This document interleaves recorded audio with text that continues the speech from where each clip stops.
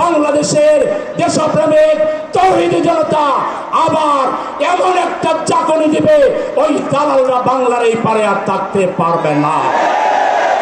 রাজনীতিতে যে একটি কথা আছে, ব্যক্তির চেয়ে দল বড়, দলের চেয়ে দেশ বড়, এই কথা অক্ষরে অক্ষরে জামাতের ক্ষেত্রে প্রযোজ্য হয়। সেজন্য জামাত ইসলামী নির্বাচনে সকল জরিপে এগিয়ে থাকার পরেও জনগণের ভোটের মূল্যায়নের জন্য ভবিষ্যৎ রাজনীতিতে ফ্যাসিবাদ যাতে আর মাথা চাড়া দিয়ে উঠতে না পারে, তার জন্য আমরা 5 দফা জনগণের মনের কথা, মনের দাবি নিয়ে আমরা রাজপথে আসতে বাধ্য হয়েছি। আমাদের এই 54 বছরের অন্যতম বৃহৎ তাৎপর্যপূর্ণ অর্জন হচ্ছে জুলাই বিপ্লব। এই বিপ্লবের মধ্য দিয়ে আমরা এই প্রথম ফ্যাসিবাদকে ঐক্যবদ্ধভাবে আমরা না বলতে পেরেছি। কিন্তু দুর্ভাগ্যজনকভাবে এই বিপ্লবের চেতনাকে ধরে রেখে ঐক্যবদ্ধভাবে বাংলাদেশকে এগিয়ে নিয়ে যাওয়ার জন্য রাজনৈতিক দলগুলোর যে ধরনের পজিটিভ রাজনীতি করার দরকার ছিল, আমরা অনেকের ক্ষেত্রে সেটা দেখছি না। অনেকে দ্রুত নির্বাচন চান, কিন্তু সংস্কারে দ্রুত সহযোগিতা করেন না। জনগণের দাবিকে তারা তোয়াক্কা করেন না।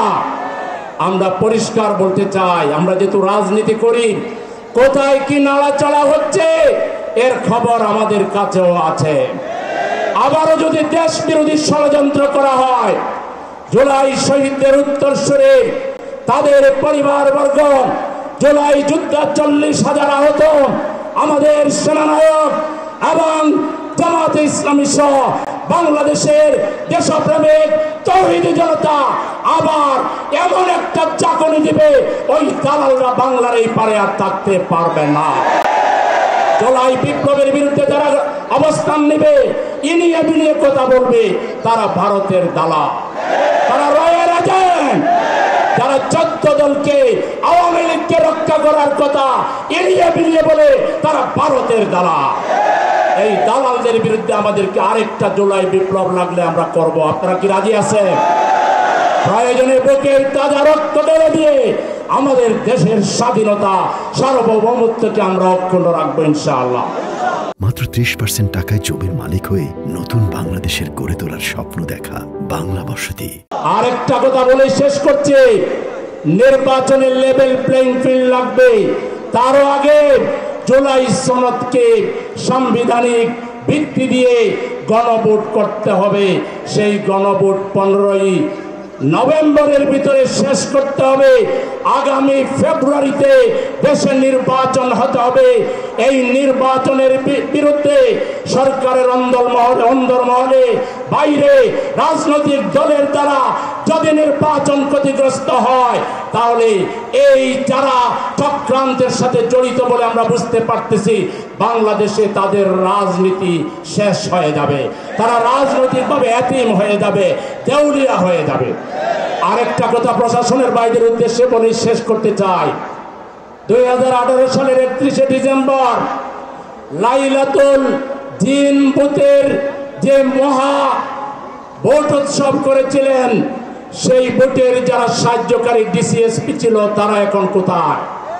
তাদেরকে পানিশমেন্ট দিয়ে সাসপেন্ড করা হয়েছে, তাদেরকে বিচারের মুখোমুখি করা হচ্ছে। একইভাবে নির্বাচন কমিশনাররা এখন লালগড়ে আছেন। অতএব ইউনো সাহেবরা, ডিসি সাহেবরা, এসপি সাহেবরা প্রশাসনের সাথে জড়িত, নির্বাচনের সাথে জড়িত। প্রশাসনের কোন কর্মকর্তা যদি কোন দলের দিকে আনুগত্য প্রদর্শন করেন, আপনাদের ভবিষ্যৎ ওই নির্বাচন কমিশনার আর ডিসিএসপিদের চাইতেও ভয়াবহ খারাপ আপনাদের জন্য।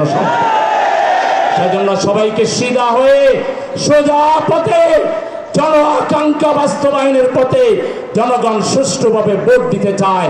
এই ভোটের পথে কোনো বাধা আমরা মানব না, কোনো বাধা তৈরি করতে আমরা দেব না। প্রয়োজনে বুকের তাজা রক্ত দিয়ে আমাদের প্রিয় দেশের সম্মান এবং মর্যাদা আমরা রক্ষা করব। এর জন্য অতীতে আমরা ফাঁসির মঞ্চে গিয়েছি, আমরা শহীদ হয়েছি, আহত হয়েছি, পাঙ্গুত্ব বরণ করেছি। প্রয়োজনে যদি বাংলাদেশে আরো হাজার হাজার মানুষের জীবন দিতে হয়, আহত হতে হয়, আপনারা কি প্রস্তুত আছেন?